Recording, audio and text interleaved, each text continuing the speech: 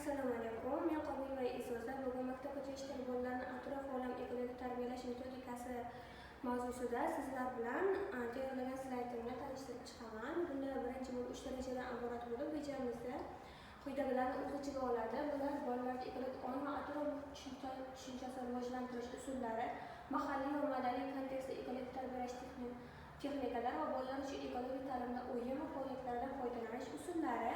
Va mana shu rejalarni o'z ichiga oladigan birinchi bo'lib bolalarda ekologik ong va atrof muhitga bo'lgan tanishtirish hissini uyg'otish hisoblanadi. Bunda bolalarda ekologik tushunchalarning asoslari, bolalarda birinchi o'rinda ekologik ongni rivojlantirish, ular uchun biologik va atrof muhit haqidagi tushunchalarni rivojlantirishdan iborat hisoblanib, uning ichiga turli xil o'yinlar, turli xil ekskursiyalar va turli xil boshqa faoliyatlar kiradi.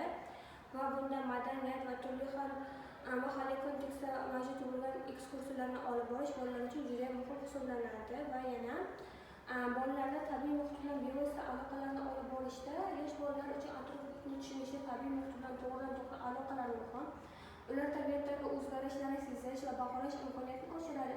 Masalan, o'simlik va hayvonlarni kuzatish, atrofda bo'ladigan turli xil tabiat hodisalarini kuzatish bolalar uchun ham juda qiziq, ham juda muhim jarayon hisoblanadi.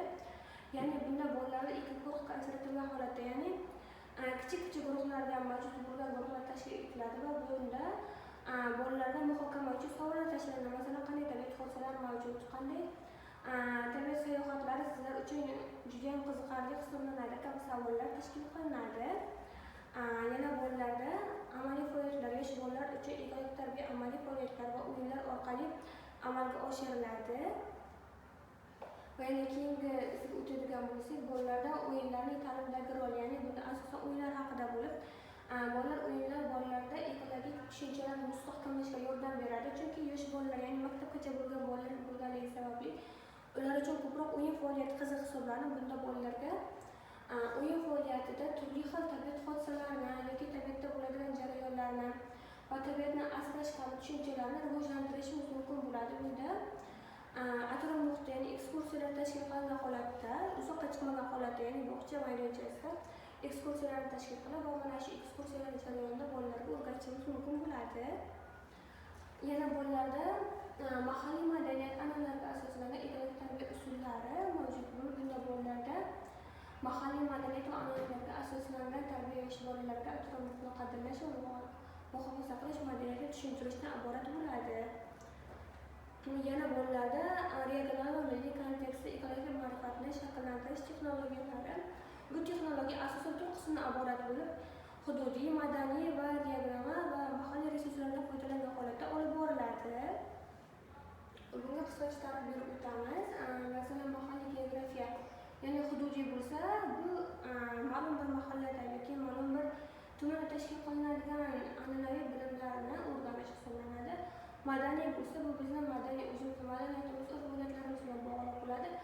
Regional bo'lsa, hududiy, ya'ni yer, suv resurslarini muhofaza qilish, uni asrashni o'rganishimiz bo'ladi. Mahalliy resurs bo'lsa, bu mahalliy, ya'ni turli xil madaniy obyektlarni asrashdan iborat bo'ladi.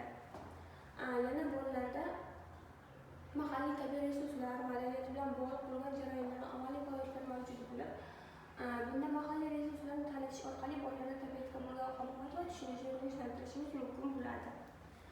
Yana bolalarda ekologik ongni rivojlantirish uchun o'yin va faoliyatlarning roli juda ham katta hisoblanadi. Chunki bolalarda o'yin faoliyati asosiy rol bo'lganligi sababli ularning ta'limdagi roli juda ham muhim hisoblanadi. Shuning uchun ham bu jarayon muhim bolalarga. Yana bolalarda o'yindan tashqari turli xil kontekstga moslashtirilgan o'yin metodlari ham mavjud bo'ladi. Ya'ni an'anaviy o'yinlarimiz o'zi ikki xil va foydasi bo'lganligi sababli asosan qoidali o'yinlardan foydalangan holatda ekologik ta'limni yanada rivojlantirishimiz mumkin bo'ladi. Yana bolalarda interaktiv faoliyatlar orqali ekologik xabardorlikni oshirish usullari. Bunda tabiatda biz o'z resurslarimizni ularga o'rgatishimiz uchun va bolalarga tabiatni muhofaza qilishni o'rgatishimiz uchun ham bu jarayonlar olib boriladi.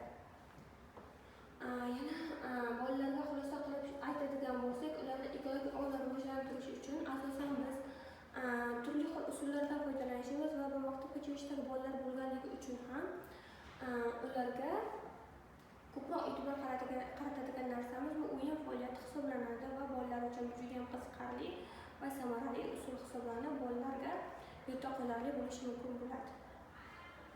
E'tiboringiz uchun rahmat.